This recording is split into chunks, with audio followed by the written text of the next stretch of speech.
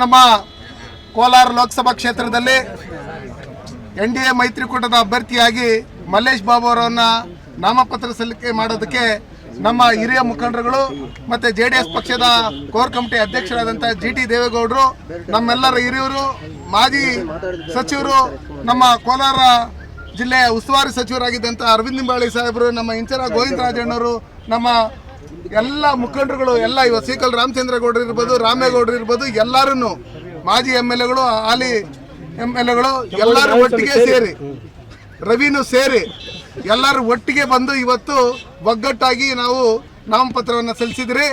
ಇಲ್ಲಿ ನಾವು ಬಂದಂಥ ಸಂದರ್ಭದಲ್ಲಿ KH ಮುನಿಯಪ್ಪ ಒಂದು ಗುಂಪನ್ನು ಕರ್ಕೊಂಡೋಗಿ ಅಲ್ಲಿ ನಾಮಿನೇಷನ್ ಹಾಕ್ಸೋದು, ನಜೀರ್ ಅಹಮದ್ ಒಂದು ಗುಂಪನ್ನು ಕರ್ಕೊಂಡೋಗಿ ನಾಮಿನೇಷನ್ ಹಾಕ್ಸೋದು, ಅವ್ರು ಬಿಟ್ಟು ಮೂರನೇ ಗುಂಪಿಗೆ ಕರ್ಕೊಂಡೋಗಿ ಮನೆ ಒಂದು 3 ಬಾಗಿಲಾಗಿರ್ತಕ್ಕಂಥ ಕಾಂಗ್ರೆಸ್ ಪಾರ್ಟಿಯವರಿಗೆ ಇವತ್ತು ಕೋಲಾರ ಲೋಕಸಭಾ ಕ್ಷೇತ್ರದಲ್ಲಿ ನರೇಂದ್ರ ಮೋದಿ ಅವರ ಅಭಿಮಾನಿಗಳಿದ್ದಾರೆ, ದೇವೇಗೌಡರ ಅಭಿಮಾನಿಗಳಿದ್ದಾರೆ. 100ಕ್ಕೆ 100 ಭಾಗ ಸುಮಾರು 3 ಲಕ್ಷಕ್ಕೂ ಹೆಚ್ಚಿಗೆ ಮತಗಳ ಅಂತರದಿಂದ ನಮ್ಮ ಮಲ್ಲೇಶ್ ಬಾಬು ಅವರು ಗೆಲ್ಲೋದ್ರಲ್ಲಿ ಯಾವುದೇ ರೀತಿಯಾದಂಥ ಆತಂಕ ಇಲ್ಲ. ಇವತ್ತು ಕಾಂಗ್ರೆಸ್ ಅವರೇ ಕಾಂಗ್ರೆಸ್ ಅಭ್ಯರ್ಥಿನ ಸೋಲ್ಸೋದಕ್ಕೆ ರೆಡಿ ಆಗಿರೋದ್ರಿಂದ ಈ ಸಿದ್ದರಾಮಯ್ಯನವರು JDS ಎಲ್ಲಿದೆ ಅಂತ ಹೇಳ್ತಾ ಇದ್ರಲ್ಲ, JDS ಇಲ್ಲ ಅಂದ್ರೆ ಸಿದ್ದರಾಮಯ್ಯನವರ ಹೆಸರೇ ಕರ್ನಾಟಕಕ್ಕೆ ಯಾರಿಗೂ ಗೊತ್ತಾಗ್ತಾ ಇರಲಿಲ್ಲ ಅನ್ನೋದು ಅವ್ರಿಗೆ ಗೊತ್ತಿಲ್ಲ. ಹಂಗಿರ್ತಕ್ಕಂಥ ಸಂದರ್ಭದಲ್ಲಿ ಕೋಲಾರ ಲೋಕಸಭಾ ಕ್ಷೇತ್ರದಲ್ಲಿ ಧರ್ಮಕ್ಕೂ ಮತ್ತು ಅಧರ್ಮಕ್ಕೂ ನಡೀತಾ ಇರ್ತಕ್ಕಂಥ ಯುದ್ಧ, ಈ ಯುದ್ಧದಲ್ಲಿ ಧರ್ಮ ಗೆಲ್ಲುತ್ತೆ. ಮಲ್ಲೇಶ್ ಬಾಬು ಅವರು ಲೋಕಸಭಾ ಸದಸ್ಯರಾಗಿ ಗೆದ್ದು ಈ ಕೋಲಾರ ಲೋಕಸಭಾ ಕ್ಷೇತ್ರಕ್ಕೆ ನರೇಂದ್ರ ಮೋದಿ ಅವರ ನಾಯಕತ್ವದಲ್ಲಿ ಹೆಚ್ಚಿನ ಅಭಿವೃದ್ಧಿ ಕೆಲಸಗಳನ್ನು ಮಾಡ್ತಾರೆ ಅನ್ನೋ ನಂಬಿಕೆ ಇದೆ.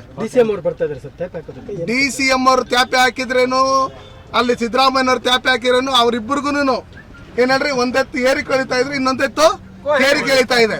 ನನಗೆ 60,000 ಓಟ್ ಲೀಡ್ ಕೊಡಿ, ನನ್ನ ಸೀಟ್ ಅಲ್ಲಾಡ್ಸಕ್ಕಾಗಲ್ಲ ಅಂತ ಅವರು.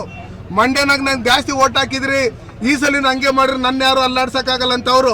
ಹಂಗಿರ್ತಕ್ಕಂಥ ಸಂದರ್ಭದಲ್ಲಿ ಅವರವ್ರ ಚೇರ್ಗಳನ್ನು ಅವರವರೇ ಹೇಳ್ಕೊಂತ ಇರ್ತಕ್ಕಂಥ ಸಂದರ್ಭದಲ್ಲಿ ಚುನಾವಣೆ ಮುಗಿದು 3 ತಿಂಗಳಲ್ಲಿ ಅವ್ರ ಸರ್ಕಾರ ಅವರೇ ಬೀಳ್ಸ್ಕೊಂತಾರೆ, ನಮ್ದೇನು ಅದರಲ್ಲಿ ಕೈವಾಡ ಇರಲ್ಲ.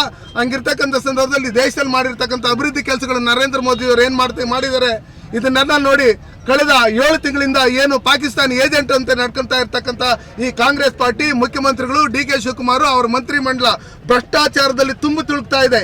ಇವತ್ತು ಬೆಂಗಳೂರಿನಲ್ಲಿ 75 ರೂಪಾಯಿ ಒಂದು ಅಡಿಗೆ ಕೊಟ್ರೇನೆ ಯಾವುದೇ ಖಾತೆ ಆಗೋದು. ಹಂಗಿರ್ತಕ್ಕಂಥ ಸಂದರ್ಭದಲ್ಲಿ ಅವರು ಭ್ರಷ್ಟಾಚಾರದ ಹಣದಿಂದ ತೆಲಂಗಾಣಕ್ಕೆ ಹಣ ಕಳಿಸಿ ಅಲ್ಲಿ ಏನು ಗೆದ್ರು, ಅದೇ ರೀತಿಯಲ್ಲಿ ಇವತ್ತು ವಾಮ ಮಾರ್ಗದಲ್ಲಿ ಇವತ್ತು ಚುನಾವಣೆ ಹಿಡಿಬೇಕು ಅಂತ ಹೇಳ್ಬಿಟ್ಟು ಹೇಳಿ 28ಕ್ಕೆ 28 ಸೀಟ್ ಗೆಲ್ಬೇಕಂತ ಏನು ಹೇಳ್ತಾ ಇದ್ರೆ ಅವ್ರು 1 ಸೀಟನ್ನು ಗೆಲ್ಲಲ್ಲ.